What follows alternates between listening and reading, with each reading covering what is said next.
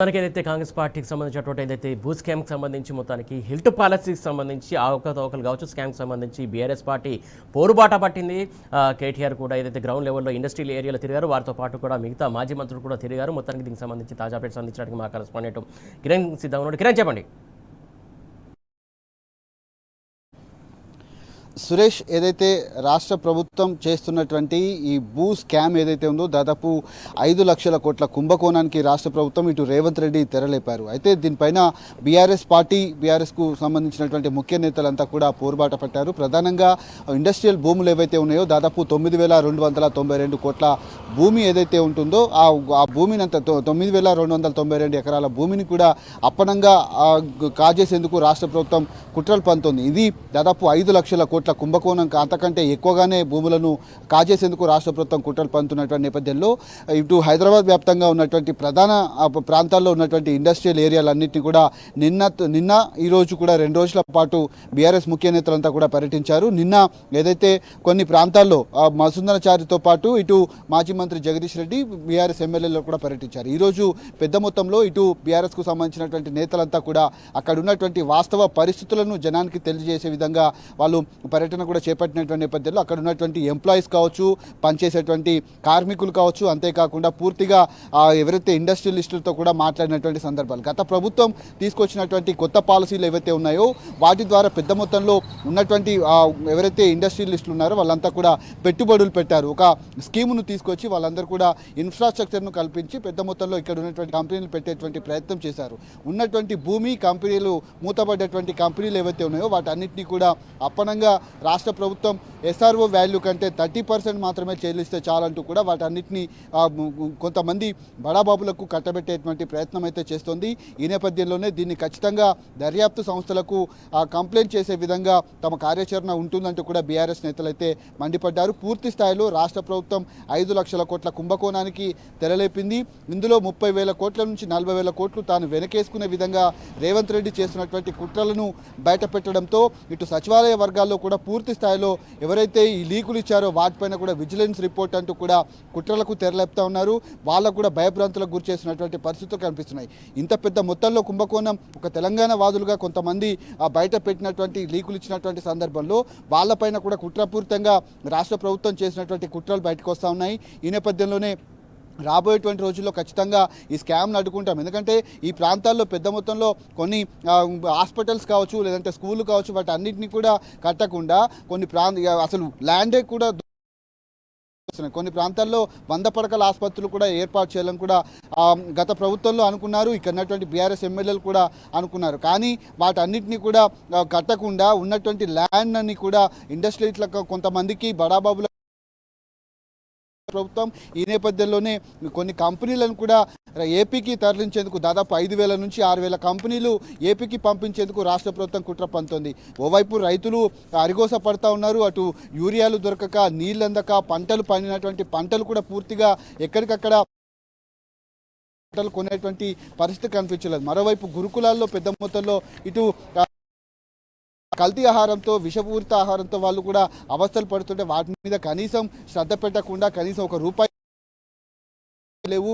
మొత్తంగా ఉన్నటువంటి భూములన్నింటినీ కూడా కాజేసేటువంటి కుట్ర రాష్ట్ర ప్రభుత్వం చేసిన నాడు లగచర్ల కావచ్చు, ఫార్మాసిటీ కావచ్చు, హెచ్సియు భూములు కావచ్చు, తాజాగా ఇప్పుడు కోర్టు పలికేటువంటి భూమిని 30% అమ్మటం అంటే పూర్తి స్థాయిలో రాష్ట్ర ప్రభుత్వం కావచ్చు, ఇటు రేవంత్ రెడ్డి ఒక తెరలేపినటువంటి పరిస్థితులు మనకైతే కనిపిస్తున్నాయి. ఖచ్చితంగా దీన్ని అడ్డుకుంటామంటూ కూడా బీఆర్ఎస్ నేతలు అయితే 2 రోజుల పాటు పోరుబాట పట్టారు. రాబోయేటువంటి రోజుల్లో ఖచ్చితంగా దీన్ని అడ్డుకుంటామని కూడా వాళ్ళైతే హెచ్చరించినటువంటి పరిస్థితులు అయితే కనిపిస్తూ ఉన్నాయి. కిరణ్, ముఖ్యంగా ఏదైతే మూతపడ్డ ఫ్యాక్టరీలకు సంబంధించినటువంటి ఏదైతే ఉద్యోగులకు కావచ్చు, లేకుంటే అక్కడ అపార్ట్మెంట్లు కావచ్చు, లేకుంటే ఇతరత్ర ప్రజావసరాలకు సంబంధించినటువంటి హాస్పిటల్ కావచ్చు, లేకుంటే ఇంకా స్కూల్ కావచ్చు, వాటిని ఏర్పాటు చేస్తే బాగుంటుంది కదా ఇంకా డెవలప్మెంట్ అంటే. అలా చేయకుండా ఏదైతే ప్రైవేటు వ్యక్తులకు కట్టబెట్టడం వెనుకాల ఇక్కడ కుట్ర దాగి ఉందని చెప్పేసి ప్రధాన ఆరోపణలు వస్తున్నటువంటి అంశం, అది వాస్తవం అనుకోవాలి మనం. ఖచ్చితంగా సురేష్, ఎందుకంటే పూర్తిగా కొన్ని కంపెనీలు రాష్ట్ర ప్రభుత్వం కాంగ్రెస్ పార్టీ అధికారంలోకి వచ్చిన తర్వాత మూతపడ్డాయి. ఎందుకంటే వాళ్ళ కల్పించాల్సినటువంటి మౌలిక సదుపాయాలు ఎక్కడ కూడా కల్పించట్లేదు. ఆ కంపెనీలు మూతపడ్డటువంటి కంపెనీలను అమ్ముకునేందుకు, ఆ ల్యాండ్ను అమ్ముకునేందుకు ఒక తెర వెనుక మంత్రాంగం అయితే రాష్ట్ర ప్రభుత్వం చేస్తుంది. అక్కడ మళ్ళీ కంపెనీ తెరిచే విధంగా వాళ్ళకు ఇన్ఫ్రాస్ట్రక్చర్ కల్పించడం కావచ్చు, లేదంటే ఆ కంపెనీ కనుక లాస్ట్లో ఉంటే అక్కడ ఆ స్థానికంగా ఉన్నటువంటి గతంలో తీసుకున్నటువంటి రైతులు ఎవరైతే ఉంటారో వాళ్ళకు కనుక ఇస్తే కొంత వాళ్ళకు వ్యవసాయ పరంగా పనికొచ్చేటువంటి అవకాశాలు అయితే కనిపిస్తున్నాయి. ఇక కూడా వాళ్ళు కూడా తీసుకునేటువంటి పరిస్థితులు కనుక ఉంటే మరోవైపు స్కూళ్ళు కావచ్చు, లేదంటే కాలేజీలు కావచ్చు, హాస్పిటల్స్ కావచ్చు, ఇవన్నీ కూడా నిర్మించి తలపెట్టినటువంటి పరిస్థితి ఉంటుంది. కొంతమంది అయితే దాదాపు 2,000 మంది నిన్న మనం చూసాము. ఎక్కడైతే టెక్స్టైల్కు సంబంధించినటువంటి ఒక కంపెనీలో 2,000 మంది మహిళలు అందులో పనిచేస్తారు. వాళ్ళంతా కూడా ఔటర్ రింగ్ రోడ్ అవతలు కనుక ఈ కంపెనీలన్నీ పంపిస్తే వాళ్ళు రోజు వెళ్ళి రావడానికి ఎంత మేర ఇబ్బంది అవుతుంది, ఆ 2,000 మంది అసలు పనిచేస్తారా లేదా, ఆ కంపెనీలన్నీ కూడా మూతపడిపోయేటువంటి అవకాశాలు అయితే మనకు స్పష్టంగా కనిపిస్తూ ఉన్నాయి. ఇందులో రేవంత్ రెడ్డి చేసినటువంటి కుట్ర మరొకసారి బయటపడింది. హిల్ట్ పాలసీ పేరుతో ఒక పెద్ద భూ కుంభకోణానికి రాష్ట్ర ప్రభుత్వం ముందుకు వచ్చినటువంటి దాఖలాలు అయితే మనకు కనిపిస్తూ ఉన్నాయి. ఇటు నాచారం కావచ్చు, మల్లాపూర్ కావచ్చు, కాటేదాన్ కావచ్చు, అంతేకాకుండా జీడిమెట్ల, బాలాపూర్తో పాటు కొన్ని పటాన్ చెరువు కూడా పెద్ద మొత్తంలో 100 ఎకరాల్లో ఉన్నటువంటి 1000 ఎకరాల్లో ఉన్నటువంటి భూమిని అంతటిని కూడా దాదాపు 30,000 కోట్ల నుంచి 40,000 కోట్లు ఉంటుంది.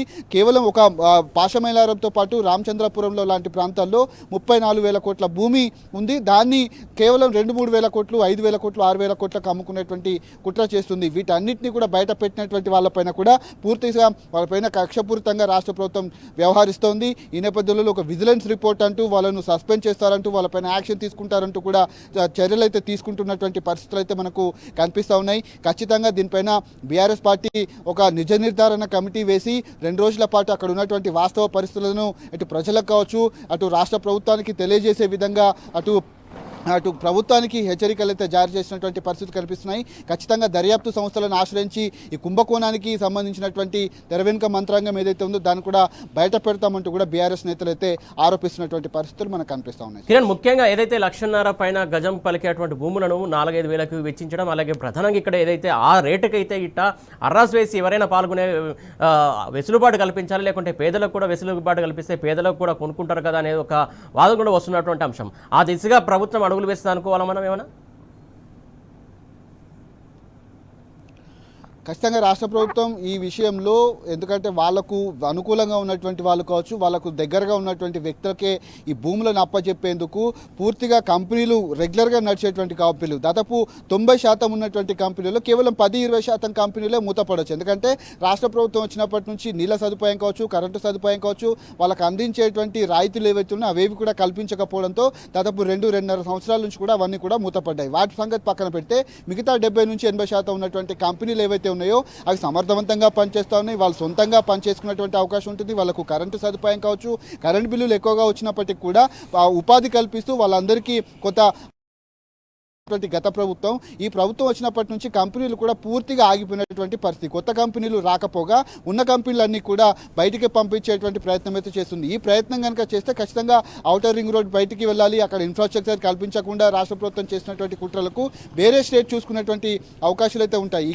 అక్కడ వేరే స్టేట్ చూసుకున్నటువంటి భూములు ఏవైతే ఉంటాయో ఇక్కడ ఉన్నటువంటి కంపెనీలన్నింటినీ కూడా బయటికి పంపించేసి ఈ భూములన్నింటినీ కూడా తన వెనుక వేసుకొని రాబోయేటువంటి రోజుల్లో ఒక భూ స్కామ్ను పెద్ద మొత్తంలో తను భూ కబ్జాలకు పాల్పడేటువంటి అవకాశాలు అయితే కనిపిస్తూ ఉన్నాయి. ఒక రాజు మాదిరిగా, ఒక మంత్రి మాదిరిగా తాను వ్యవహరిస్తున్నటువంటి తీరు పట్ల కూడా రాష్ట్ర ప్రజలంతా కూడా గమనిస్తూ ఉన్నారు. ఈ నేపథ్యంలో పూర్తి స్థాయిలో ఒక 5 లక్షల కోట్ల కుంభకోణం అంటే రాష్ట్ర బడ్జెట్ కంటే 2 ఎక్కువగా ఈ కుంభకోణం బయటపడేటువంటి అవకాశాలు అయితే కనిపిస్తున్నాయి. తాను ఆర్థికంగా బలంగా ఎదిగేందుకు రాష్ట్ర ప్రభుత్వం కావచ్చు, ఇటు రేవంత్ రెడ్డి కొన్ని కుట్రలు అయితే చేస్తున్నటువంటి పరిస్థితులు అయితే కనిపిస్తూ ఉన్నాయి. ఇప్పుడు ఇండస్ట్రియల్ భూముల మీద పడటంతో తాను కింద మీద పడుతున్నటువంటి దృశ్యాలు అయితే మనకు రాష్ట్ర వ్యాప్తంగా కావచ్చు, ఇటు రేవంత్ రెడ్డి వ్యవహారం అయితే మనకు కనిపిస్తూ ఉంది.